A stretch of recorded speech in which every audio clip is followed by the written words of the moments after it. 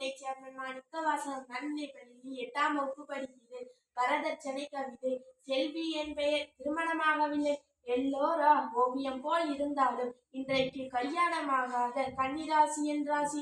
செல்வி என பெயரை தேர்ந்தெடுத்து வைத்ததாலோ செல்வியாய் இன்னும் உள்ளே சீர்வரிசை கேட்கின்றார். பிஇ படித்தவரும் பெரும்படிப்பு டாக்டர்களும் சிஏ படித்தவரும் சீர்வரிசை கேட்கின்றார். 60,000 அசலாக கொடுத்துதான் ஒரு சீட்டு வாங்கி உயர்வாக மகன் படித்தார். 60,000 அசலாக தந்தாலே திருமணம் நிச்சயம்தான். தேதி வைக்கலாம் என்றார். ஆடு மாடு வாங்குதல் போல் 60,000 படிச்ச மாட்டை பிடித்து வர பணம் தானே கிடைக்கவில்லை.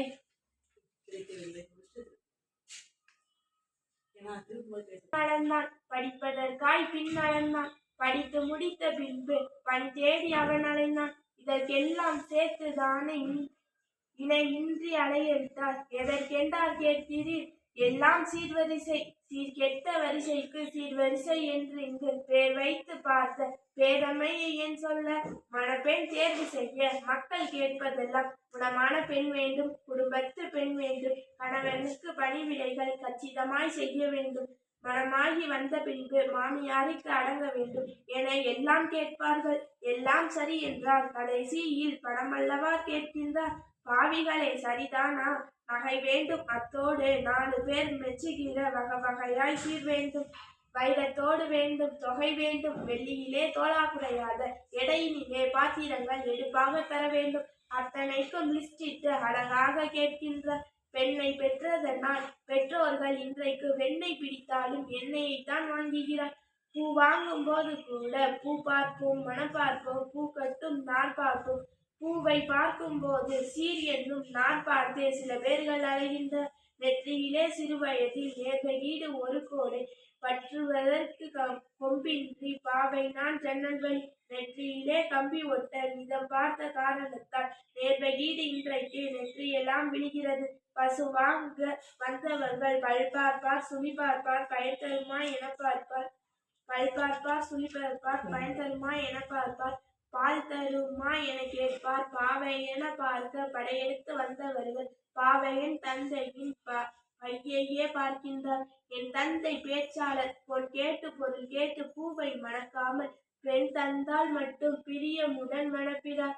எவருண்டு என்றவுடன் 20 பேர் எழுந்து நின்றார். அன்போடு என் தந்தை அதை பார்த்து பூரித்து என்னை உடன் அழைத்து எவர் வேண்டும் என கேட்டார். சுயம்பர மேடை என தோன்றிய இடத்தினிலே கயவர்கள் அனைவருமே கல்யாணமானவர்கள்.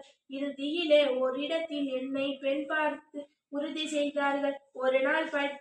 ஒரு நாள் மனம் முடித்தார். இன்சூரன்ஸ், PF இவைகளிலே கடன் வாங்கி கல்யாண செலவுகளை கச்சிதமாய் செய்வதற்கு எல்லா நகைகளையும் என் தந்தை அடகு வைத்தார்.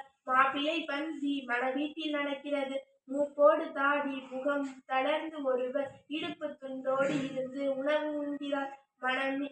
மனம் மிக்க கோபமுற்ற மாப்பிள்ளை வீட்டாரோ தின கூலிக்காரனை என் தின்பதற்கு எமைக்கிணையாய் அனுமதிக்கிறீர் என கேட்டு ஆத்திரம் கொள்கையிலே எச்சி கையோடு எழுந்து வந்த அவரும் நான் பிச்சைக்காரன் இல்லை, பெண்ணுக்கு தகப்பன் என்றார். வரதட்சணை கொண்டு வந்தால் வா என்பார், இரு என்பார், வாயார உபசரிப்பார், தலைவாரி பூ முடிப்பார்.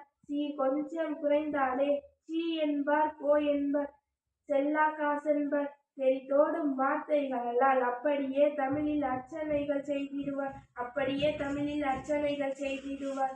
திட்டுக்களை கேட்டே தினம் நொந்து போன நான் கட்டாய ஓய்வுக்காய் காலனுக்கு தூதுவிட்டேன். பாட்டென்று பெண் பார்க்க வந்தவர்கள் கேட்டவுடன் நானோ கீர்த்தனைகள் பாடி நின்றேன். அன்றைக்கு தெரியாது, அதன் பின்னால் என் பாட்டு நின்றுவிடும். பதிலாக நித்தம் மாமியாரின் சீர் கேட்டு வசைப்பாட்டு, சில நேரம் உதைப்பாட்டு வரும் என்று நான் படித்த வாய்ப்பாட்டில் தெரியாது. என்னை இட்டு கூண்கள் பின்னி எழில் மலரை தினம் சூடி கணவனுடன் தினம் வாழ கனவுகளை கண்ட நான் வரதட்சணை என்கிற வாழ்க்கை பிரச்சனையில் மண்ணெண்ணெய் வெண்ணெய் ஊற்றி மரணத்தை தேடுகின்றேன். நன்றி.